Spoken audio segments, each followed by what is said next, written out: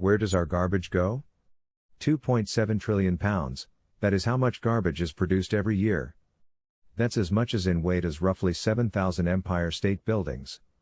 However, while we can spot trash everywhere where there is a sign of human activity, it is nearly as much as one would think given the insane amount of it that we produce annually. So, the question arises, where does all our garbage go? In this article, we'll attempt to explain what happens to all our thrown away trash. Breaking it down. Here's a pop quiz.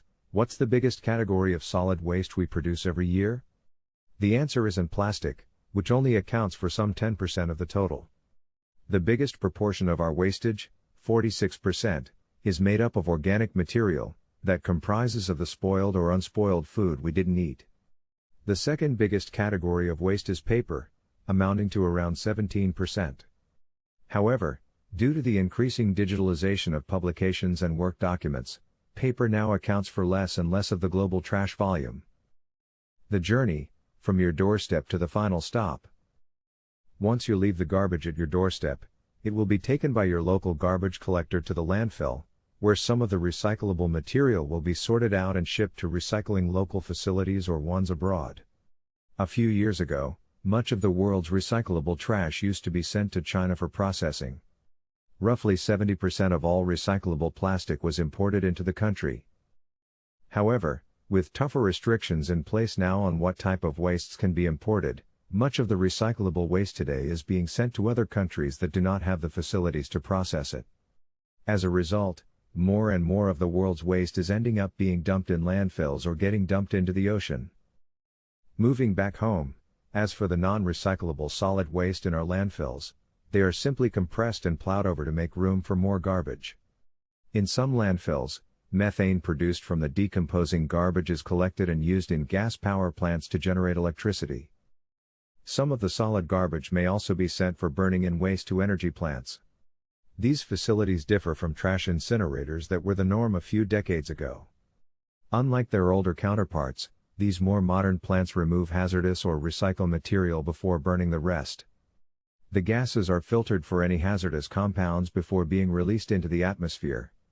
The residue ash and metal left after the burning are sold to manufactories for use as raw materials for many of their products. However, because of the cost associated with the building of such facilities, a typical plant costs $440 million annually to build. Only a few rich jurisdictions are able to process garbage this way. This includes countries like Sweden and U.S. states like California. Now coming back to the landfill, some of the organic trash left behind may be sorted out and composted.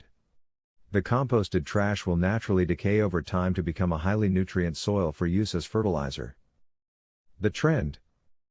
Within the U.S., an increasingly larger percentage of trash is getting recycled. In terms of tonnage, the total volume of garbage that remained left in the landfill peaked in the year 1990 and since then have been on a long-term gradual decline. A similar trend is also apparent in many other OECD countries. The bigger, gloomier bigger. While unrecycled trash is on a slow decline in many of the rich countries, it is important to remember that a large portion of it is the result of some of the trash being sent over to developing countries. As mentioned, these countries lacking the proper facilities to process it as well as increasing their own trash production as a result of the growth in the economy means that on a net global scale, solid waste pollution is growing, putting both lives and wildlife in danger. In addition, despite improvements in technology, investment in waste power plants has essentially ceased in many parts of the world. Within the United States, only one such facility came online since 1995. Likely the picture for the near future is a gloomy one, with more and more of the world's growing solid waste simply being dumped in open landfills or ending up floating in the world's ocean. Frequently asked questions. Which country produces the most trash? The answer to this isn't going to surprise anyone perhaps. The United States holds the unenviable position as the country that produces the most trash of any country.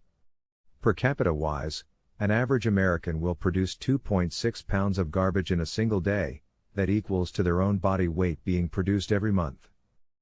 Which country produces the most trash per person? Taken per capita wise, the picture becomes entirely different with the average American nowhere close to the top 10 waste producers. The country with the most wasteful people is Kuwait, where the average person produces a staggering 12.6 pounds of trash every single day. How long does it take for trash to break down? Trash is composed of many different materials which all decompose at different rates. Organic food items can break down in weeks to months, while packaging like milk cartons can take years. Batteries and other electrical equipment can take over a century to break down, while materials such as plastic will take multiple centuries to fully decompose.